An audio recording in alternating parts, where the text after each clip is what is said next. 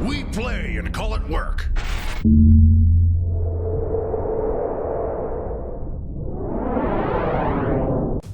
Hey folks, Janene from MiniWarGaming with another how-to video for you. In this video, I'm going to take you through the steps of painting a kind of dark, burning ember sword. As always, if you have suggestions for what you'd like to see in future how-to videos, please leave them down below in the comments. So the first thing that we need to do is we want this to be kind of a dark base so that we can highlight it and make it look like it's glowing a little bit. So we are going to paint the sword a solid black. In this case, we're going to use Abaddon Black mixed with a little bit of Lamian Medium just to help the flow. So I'm just going to quickly apply this to both sides of the sword and make sure that I run it down the edges as well, just to get all the nooks and crannies so we can start with a nice solid base. Now that we've got a solid black to work with, we're going to begin highlighting it and building up a really bright glowing red-orange fire. And our first color is going to be Khorne Red. Now we're going to be dry brushing this color onto the sword. We're going to do it over the whole sword. I'm not super concerned about making sure that I'm neat with this dry brush. However, I do want to make sure that I'm a little bit light. I don't want to cover up all of the black. I just want to tint that black with a little bit of red. Here's the sword after the dry brush is complete, and you can see it's got some of that Khorne Red on there, but it's very dark and there's some black showing through in some of the places as well.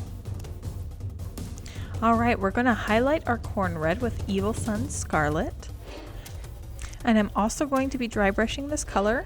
However, this is going to be a very selective dry brush, and I'm really just going to be running my brush along the edges of the sword and the very center of the blade. I want to make sure that I go both directions so I catch both sides of these little ridges that kind of look like flame going up the sides. I'm using the side of my brush more than the tip. This lets me just catch the very edges of the sword. After the Evil Sunz Scarlet dry brush, we're going to use Wild Rider Red. I'm going to be mixing this paint with a little bit of Lamian Medium. This is not going to be a dry brushing step. And then using my detail brush, I'm going to apply this to a few areas of the sword. I want to do a thin line at the top of the blade in the very center, which runs down.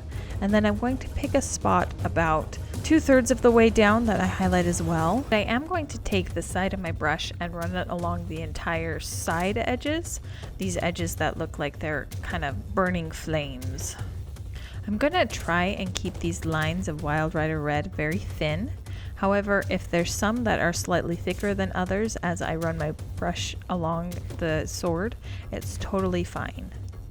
It's just going to kind of add to the glowing ember look where some areas are going to be brighter than others, and it's all going to work out in the end. Alright, once the Wild Rider Red has been applied, we're going to highlight with Troll Slayer Orange. And I'm going to highlight all the areas that I already picked out in Wild Rider Red. Just being slightly more selective, highlighting slightly less of the sword, and making sure that some areas are going to end up being a little bit brighter than the others. Once the Troll Slayer Orange has been applied, we're going to move on to Fire Dragon Bright. I'm going to use this to highlight all of the areas that I did with the Troll Slayer. I've switched to a smaller detail brush so that I can get my lines even finer. As I move to the edge of the sword, you can see I'm really starting to only highlight the very tips of these flames on the side. And then as I highlight the center of the blade, I'm actually going to do it in a series of small dots. This is going to make it look a little bit more like glowing embers than if I had just done it in a straight line. After we've finished the Fire Dragon Bright, we're going to add one final highlight of Flash Gets Yellow. And I don't need to use a lot of this color to have the glow that I'm looking for. I'm really just going to apply it to the very top of the sword, in the center of all of these little glowing ember dots in the middle, and the very tips of these flames on the side edges. Here is the blade completely painted. I'll show you both sides.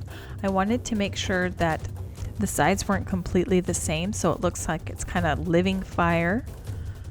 And having the blade itself be darker and the glow be on the edges really kind of looks like it's a smoldering coal or something like that instead of a very bright burning. Thank you so much for watching. If you'd like to see more how-to videos, I have another one where I take you through the steps of painting this Bloodletter's horns in the MiniWarGaming Vault in the link down below in the description. If you don't already have a Vault membership, go ahead, click the link. You can sign up for a 7-day free trial and get access to my video as well as hundreds of other videos in the MiniWarGaming Vault. So go ahead, click the link, start your free trial, and happy wargaming!